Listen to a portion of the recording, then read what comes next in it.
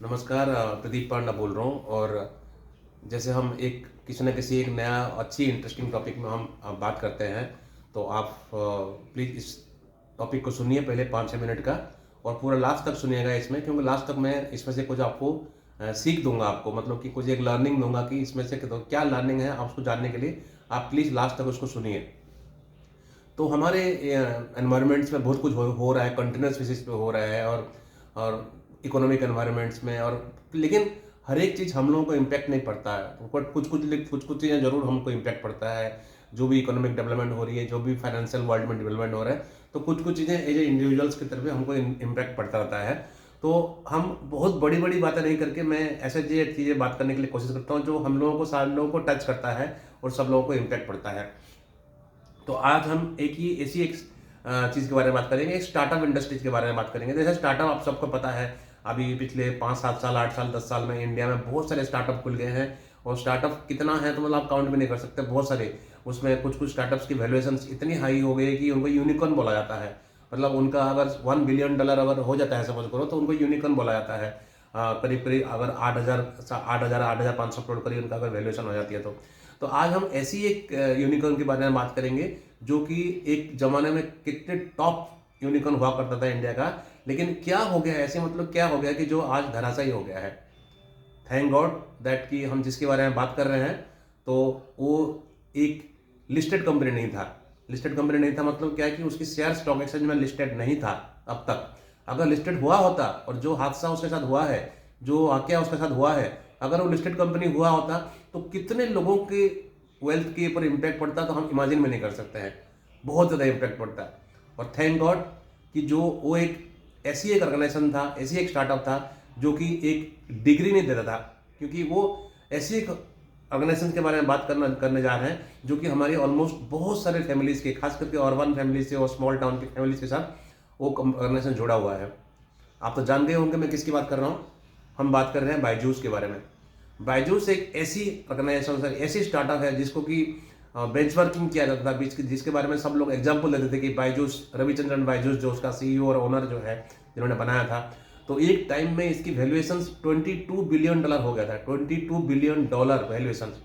और आज की डेट में उस बायजूस का वैल्यूएशन जो है वो 90% डिक्रीज हो चुका है। मतलब उसका सिर्फ 2 बिलियन रह गया है, 90% एरोड हो चुका है।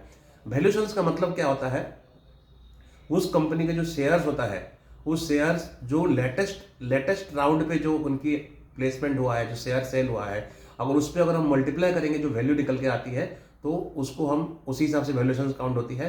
तो एक टाइम में $22 बिलियन था, आज के डेट में 90% जा चुका है। तो एक टाइम हमारे इंडिया के एक रिचेस्ट पर्सन लिस्ट में भी बायजूस का जो ओनर है उनका नाम भी आया था। बट सडनली क्या हुआ कि अभी सिचुएशन इतनी खराब हो गई है उनकी, उसके बारे में तो अभी कोई इन्वेस्टर्स आने के लिए तैयार नहीं है बायजूस में। तो आपने तो बहुत सारे एडवर्टाइजमेंट देखा होगा, हमारे क्रिकेट मैच वगैरह भी स्पॉन्सर कर रहे थे।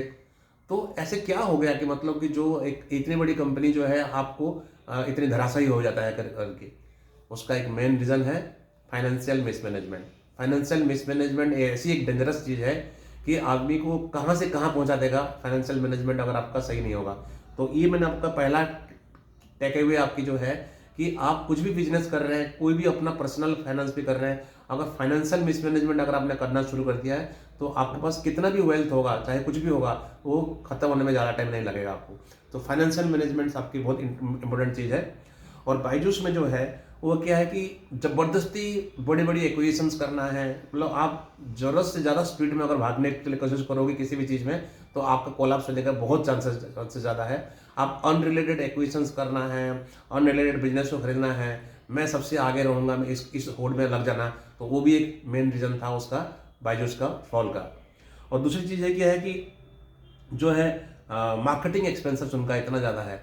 आप एक एजुकेशनल कंपनी है, एक स्टार्टअप कंपनी है, आप इतनी बड़ी बड़ी स्पॉन्सरशिप करने की कुछ में क्या ज़रूरत था। मतलब बीसीसीआई के साथ इतनी बड़ी बड़ी टाई अप किया उन्होंने, इतना पैसा उसमें खर्च किया, तो पैसा आ रहा है आपके पास करके आप बड़े बड़े एक्सपेंसेस करना चले गए, और जिसके चक्कर में वो फाइनेंशियल मिसमैनेजमेंट हुआ।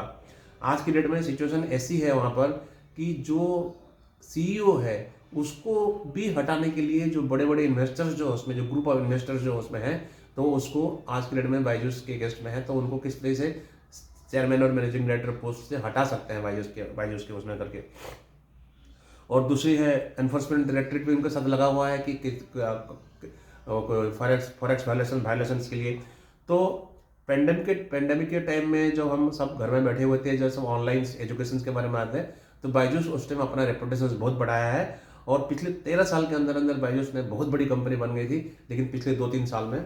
तो उनकी शुरुआत कैसे हुई कि जब उन्होंने अपनी फाइनेंशियल्स जो बनाते हैं, हर साल हर कंपनी को एक फाइनेंशियल्स बनाना होता है, तो फाइनेंशियल्स को जब क्लोज करने में डिले किया उन्होंने, तब इन्वेस्टर्स की सस्पिशन बढ़ना शुरू हो गया था कि ऐसी क्या प्रॉब्लम है कि अपने फाइनेंशियल्स को क्लोज नहीं कर पा रहे। एक साल, 1.5 साल, 2-2 साल फाइनेंशियल्स क्लोज करने में उनका डिले हुआ था। तो उसी में उनके विशियस सर्कल्स आ गया। तो मैं आपको इस वीडियो के माध्यम से एक मैसेज देना चाहता हूँ कि हम एज ए इन्वेस्टर्स बोलें या हम एज ए इंडिविजुअल अपने लिए भी बोलें, या अगर आप भी कोई छोटी मोटी बिजनेस कर रहे हैं, कुछ भी कर रहे हैं, तो एक चीज़ आपको जरूर ध्यान रखना कि आपकी बिजनेस प्रैक्टिस बहुत सही होना चाहिए।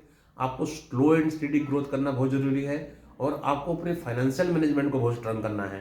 फाइनेंशियल मैनेजमेंट अगर स्ट्रांग नहीं हुआ है आपका, तो आपका डेफिनेटली बिजनेस में प्रॉब्लम आने का चांसेस ज़्यादा है। चाहे आपकी कितनी भी ब्रांड स्ट्रांग हो, चाहे आपकी कितने भी नॉलेज हो, चाहे आपकी कितने भी एक्सपीरियंस हो, फाइनेंशियल मैनेजमेंट अगर आपका नहीं है, तो आपको बायजूस जैसे एग्जांपल्स देखने के लिए मिलेगा। और बायजूस एक बहुत बड़ी एग्जांपल है हमारे स्टार्टअप इंडस्ट्री के लिए, और बहुत सारे स्टार्टअप्स इसके बाद सबक सीखे हैं, और इसी बायजूस के एग्जांपल के बाद बहुत सारे स्टार्टअप संभल भी गए हैं। और ऐसे नए बायजूस एक एग्जांपल नहीं है, बहुत सारे कंपनी और भी है। मैंने एक गो मैकेनिक्स का कभी एक वीडियो बनाया था बहुत पहले, गो मैकेनिक्स कैसे क्रैश हो गया था, तो वो भी बनाया था। तो ये स्टार्टअप्स आना बहुत अच्छी बात है कि नए नए एंटरप्रेन्योर्स क्रिएट होना बहुत अच्छी बात है, लेकिन एंटरप्रेन्योर को भी अपना जो लिमिट क्रॉस नहीं करना चाहिए, और एंटरप्रेन्योर को भी अपनी लिमिट के अंदर रहना चाहिए, ताकि वो अपने बिजनेस को लॉन्ग टर्म के लिए सक्सेसफुल बना सके। तो ये आप प्लीज़ ध्यान रखिए जरूर। तो आपको financial discipline, financial management, better corporate governance, ये सब चीज़ें बिजनेस के लिए बहुत अच्छी रिक्वायरमेंट है, और वो सेम चीज़ इक्वली इंडिविजुअल के लिए एप्लीकेबल होती है। Thank you very much for watching this video. और आप प्लीज़ इस वीडियो को लाइक कीजिए और अपने फ्रेंड सर्कल में सर्कुलेट कीजिए। और आपको जो है और भी वीडियोज़ में इस तरीके से इंटरेस्टिंग वीडियोज़ में आपको बताऊंगा, तो आप प्लीज़ मेरे चैनल को सब्सक्राइब करने के लिए दूसरों को भी मोटिवेट कीजिए। Thank you very much. नमस्कार।